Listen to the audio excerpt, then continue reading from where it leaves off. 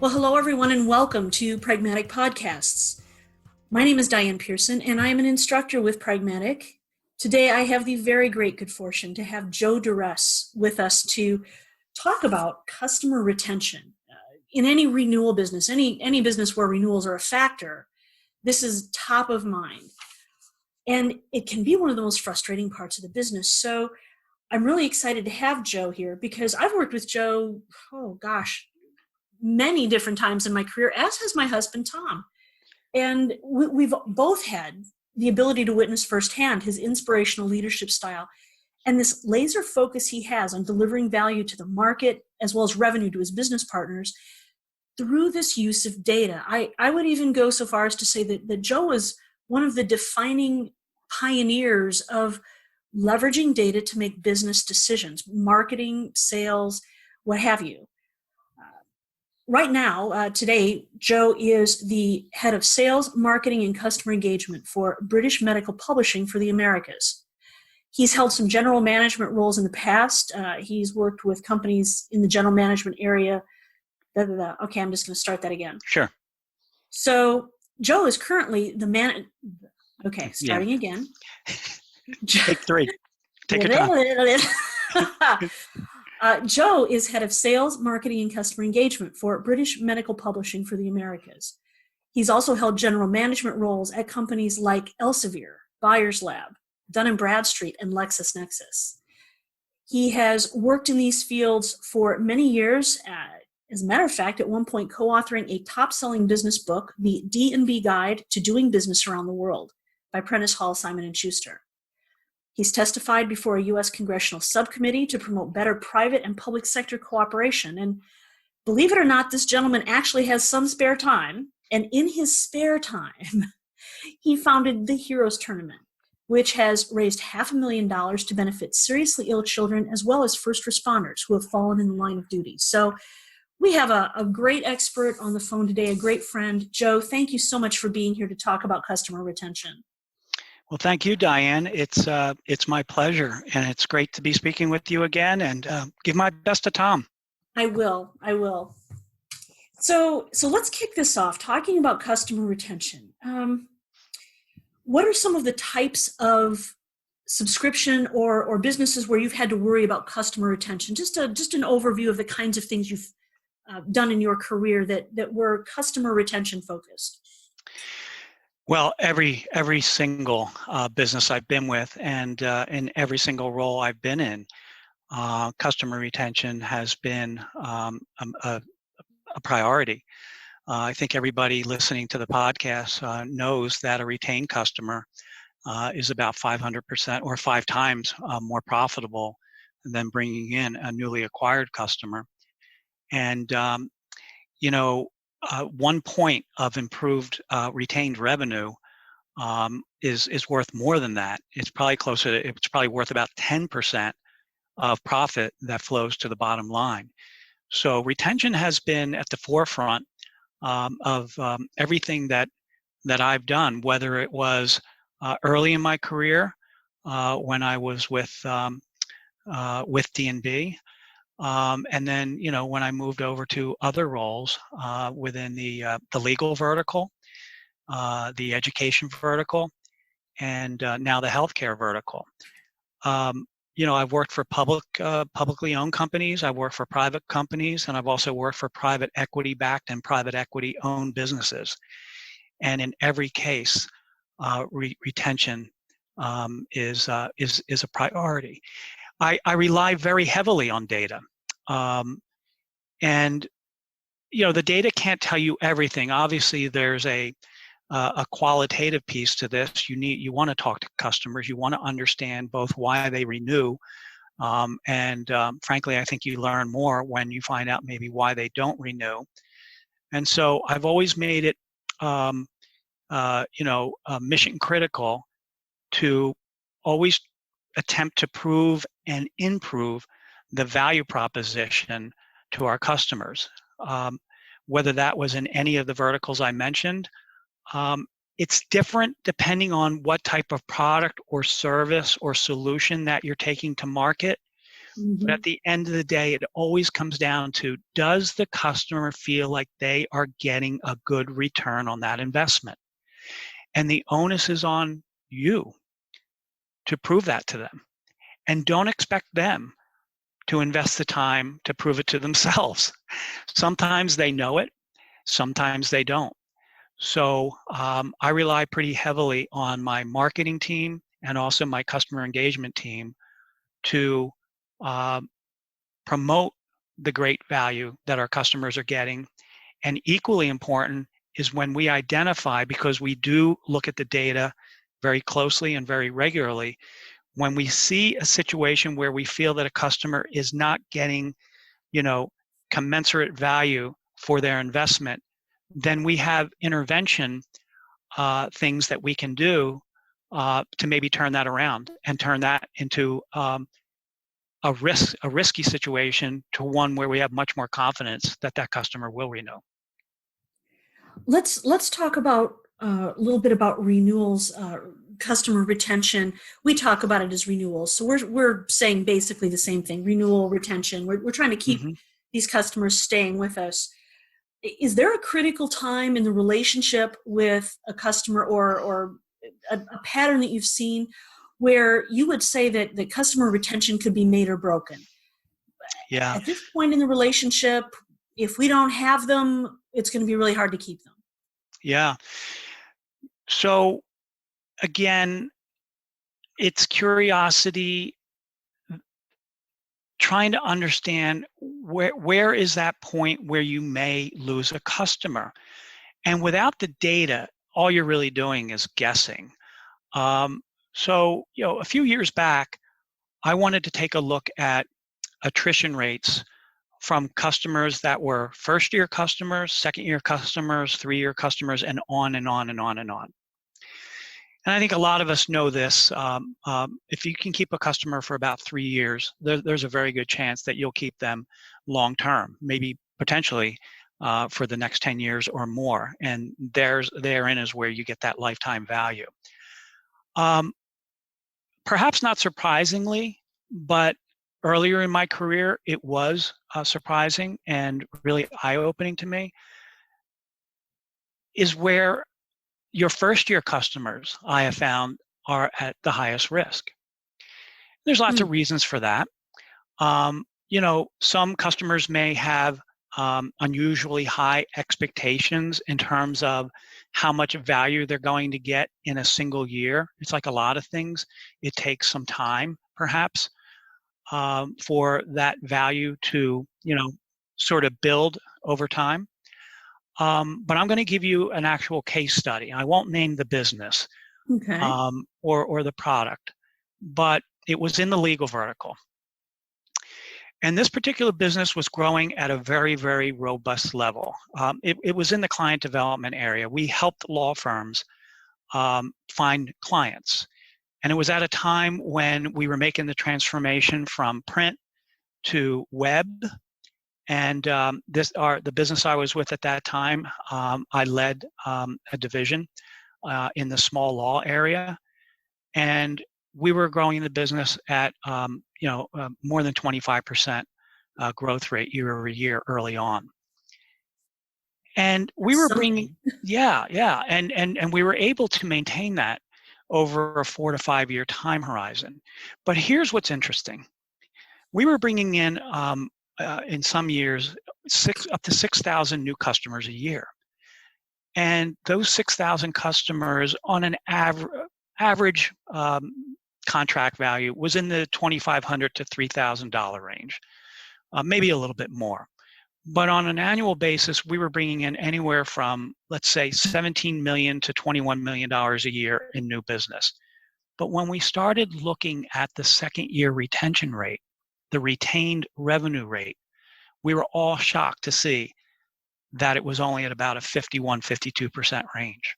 Wow. Meanwhile, the business as a whole, and we had over 40,000 customers in total, the overall business had a retained revenue rate closer to 90%. But here we had those first-year customers that were attriting at a very, very high rate. And so in a sense, we were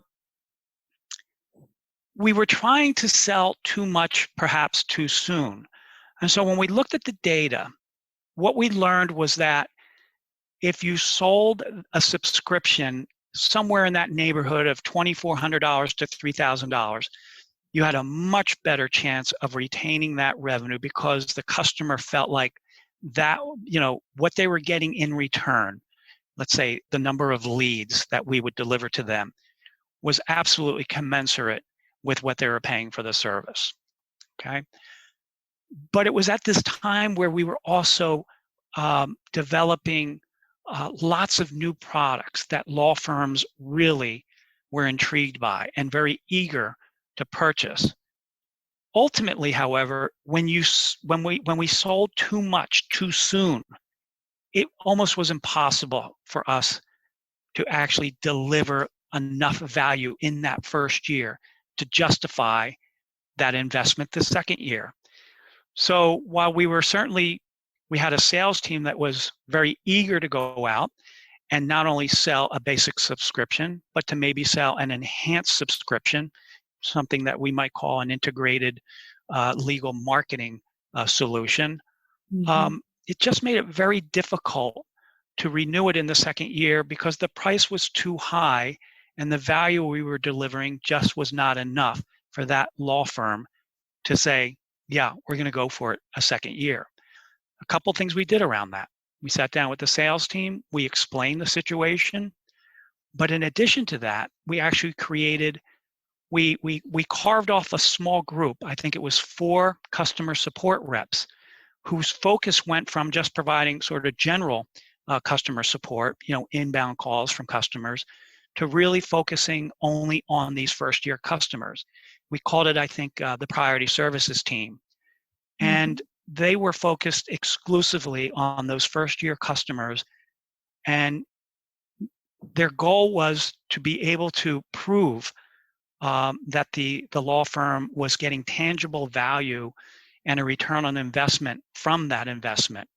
And as a result, we saw the retained revenue rates actually go up in that very first year by 5 points. Now, that may not sound like a lot when you're going from 50% to 55%, but if you look at the numbers I just shared, somewhere in the $16 to $20 million range, a 5-point improvement in retention is real money.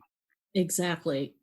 Well, and you brought up a couple great themes there, because it's an excellent case study, because it really illustrates that all retention is not created equal, and certain actions aren't going to work every single time when you look at retention tactics. And so diving into it and finding out that we actually have to encourage our sales teams to move more slowly.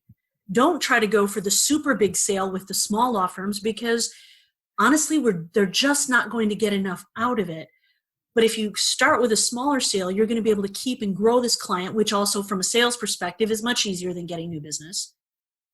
Absolutely. I think that's, and putting that team in place to help with that. And that worked particularly well there. Whereas maybe that wasn't the answer for a different market. Maybe it wouldn't be the same answer for that same market 5 years from now. Maybe the reason you weren't retaining then would have been completely different. So I like that time element too, that whole concept of it might be because it's year 1. It might be something different in year 5. It might be something that happens in the industry. It might not be anything that has to do with our product.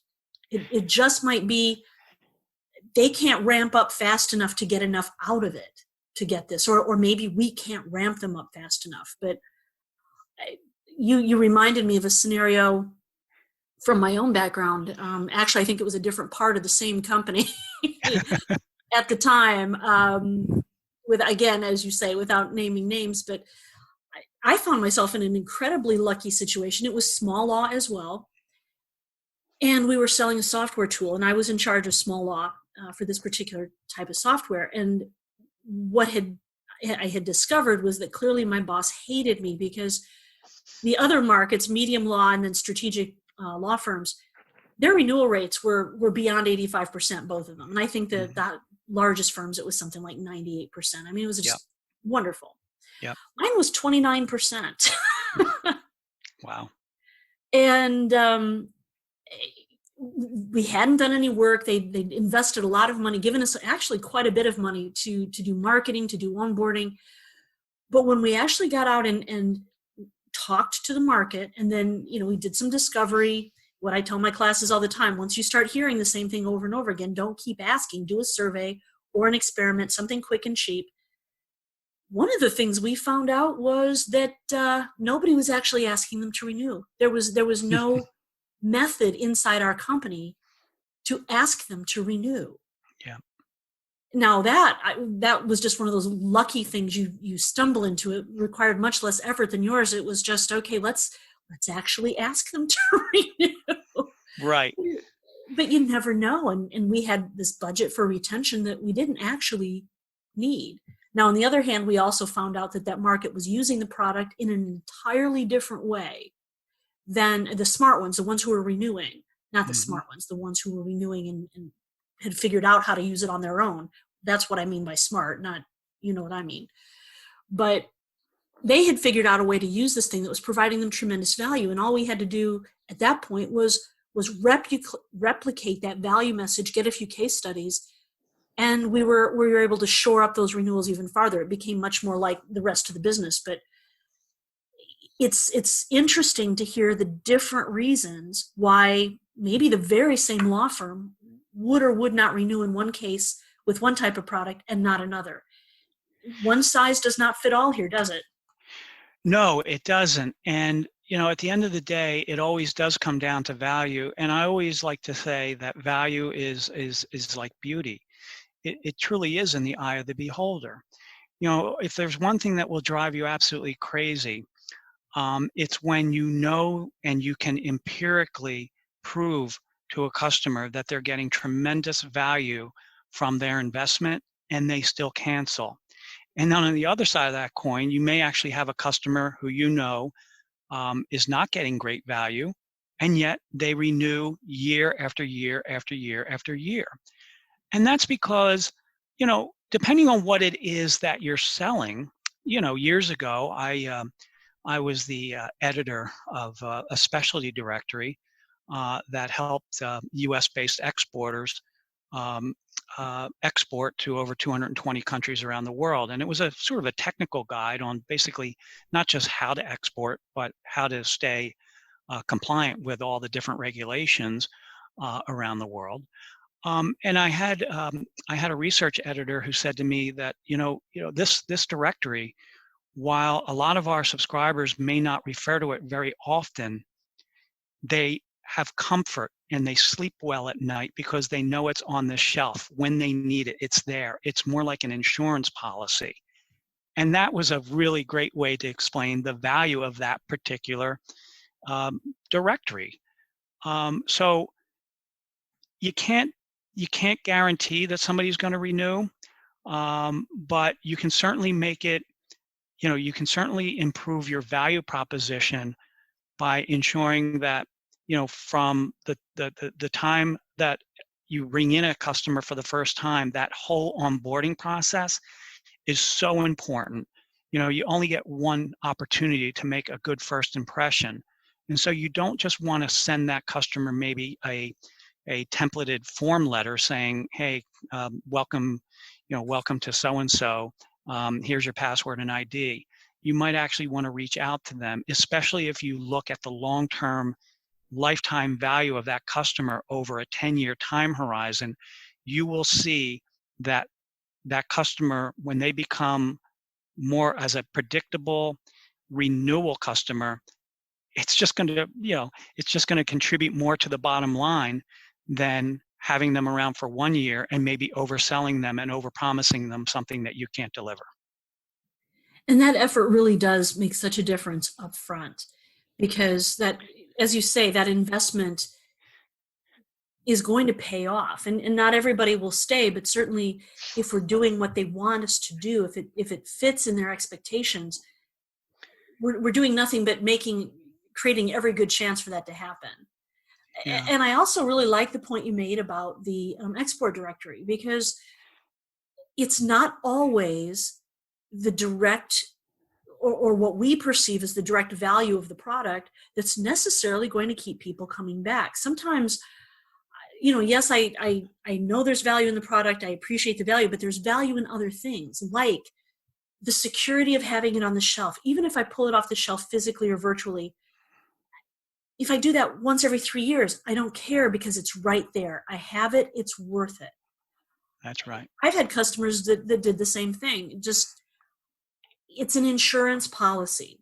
It's something that I know is there in case I need it. If I need to look at it quickly, if I need to get at it quickly, if I just am a little uncomfortable and want to do a little bit of a refresher, whether it's a data product or any sort of product where renewal is important, there might be many reasons why they renew that, again, or don't renew, that don't have to do with the product.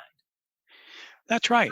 And, when you look at revenue streams in most businesses, regardless of what industry they're in or whether they're large or small, it's really that retained revenue that is really what is going to keep that business going. And it's certainly, as I said earlier, retained revenue, it's more predictable, it's certainly more durable, and it's certainly more profitable.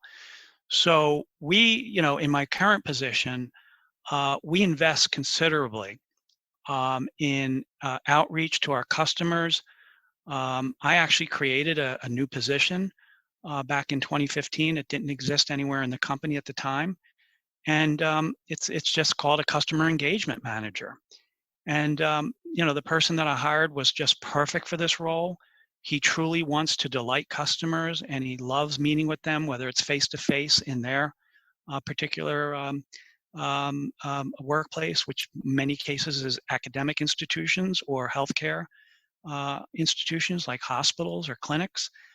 And what we just want to do is keep our customers engaged. We've actually created a quarterly newsletter that our marketing team works with our customer engagement team on producing. It's not a sales vehicle. We're not promoting product. We're just reaching out to customers.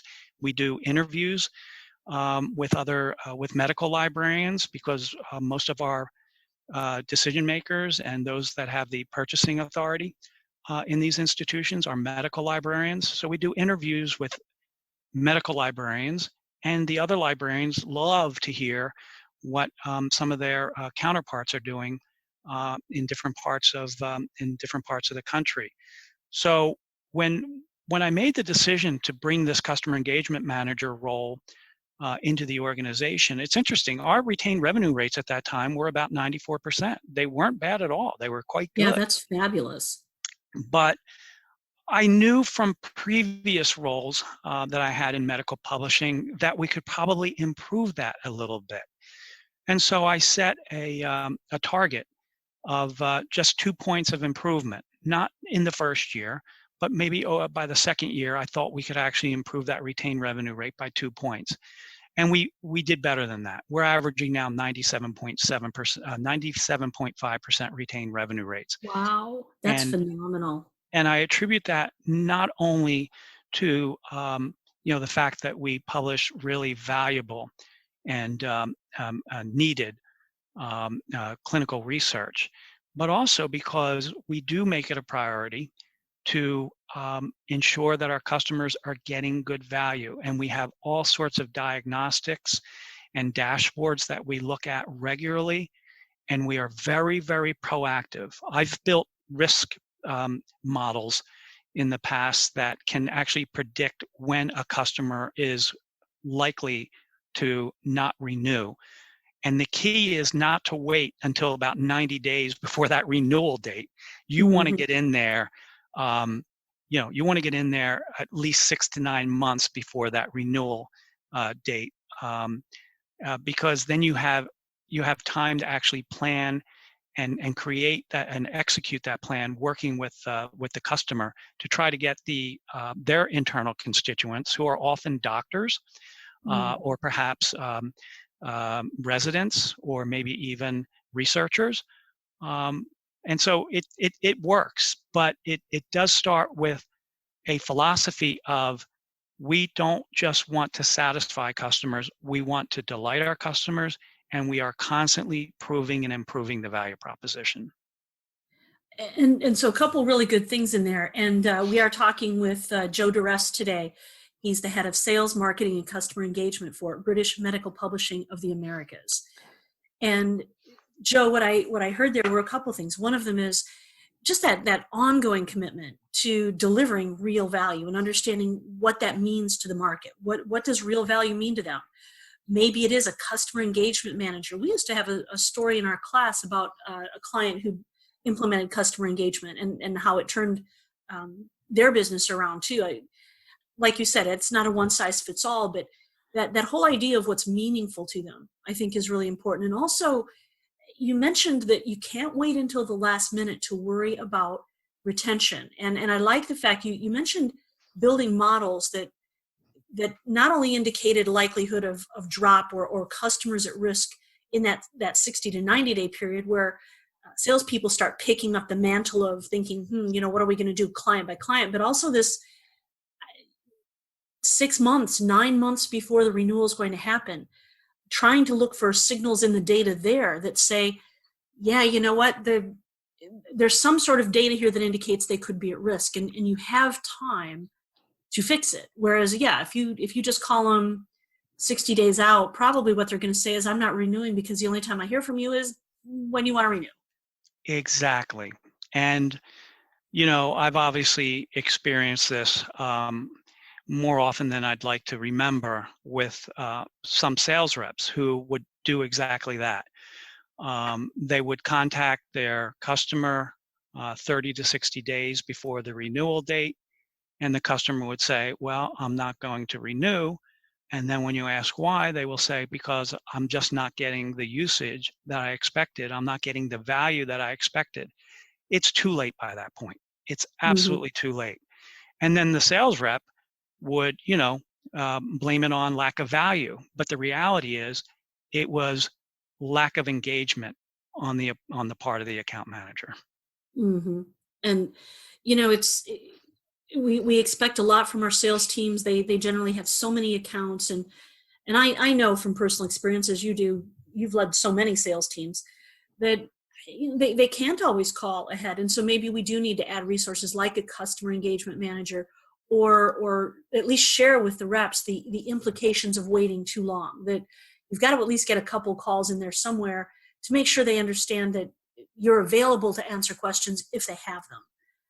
Some people don't have any questions, or don't they're okay without the interaction, but no matter what, people like to know that you're checking in and just making sure that things are okay. Well, that's exactly right. And I can't emphasize enough how important it is from the onboarding of a new customer. And this goes beyond, depending on what you're bringing to market, whether it's a software product or any type of product. This goes beyond just, the training. This is all about monitoring that customer's usage throughout the year. And when training is necessary, absolutely provide that type of training. But it's also working with your marketing partners who can actually develop any number of different campaigns that provide support to increase that usage. Sometimes in our business, these medical librarians, they have very important roles within whether it's academic or a med school or a hospital, very important roles. They are really a central repository for all this clinical research. And you can imagine how important that is right now with the coronavirus pandemic. Yeah, absolutely. So what our marketing team will do is actually create campaigns that the medical librarian then can deploy internally to just remind everyone of these really valuable medical journals that are available online through the institution's library or from an internal portal. So we're actually partnering with the customer to try to socialize the benefits of all these assets, these different journals, and this critical information. Well, and I think that's a great point too, because there is often, and particularly in the journal business, often in many businesses, there's a real difference between the buyer and the user, and the buyer needs to make sure that the user is getting value out of it. That's And exactly right. so your librarian, while they're certainly a user, they're almost more like an administrator. And you've got all these other people who could or should be using the product, but there's awareness on that end too. You've got this complex value chain, as well as, not to mention, the people who are also then contributing to the journals and keeping the reputation of the journal up. It's a very complex value chain to keep renewals going in. And it really does take that team effort to make sure that not only are you interacting with the buyer, the librarian, the administrator, but also then making sure they can interact with their users to drive and deliver that value. That's exactly right. Well, Joe, this has been a great discussion of customer retention and just a great perspective. Also a bit of a walk down memory lane, because some of those things you were talking about, I remember the good times and I remember the not so good times. Yeah, well, the good news is as we get a little older, we start forgetting the bad times and we just remember the good times. That's right. And I think that's the best way to go, because we've learned the lessons, we've absorbed the lessons. Let's just forget the rest of it, because honestly, there's so much there. I think this was just great. So thank you very much for being here today on the Pragmatic Institute podcast. This is Diane Pierson, and I hope everyone has a great day.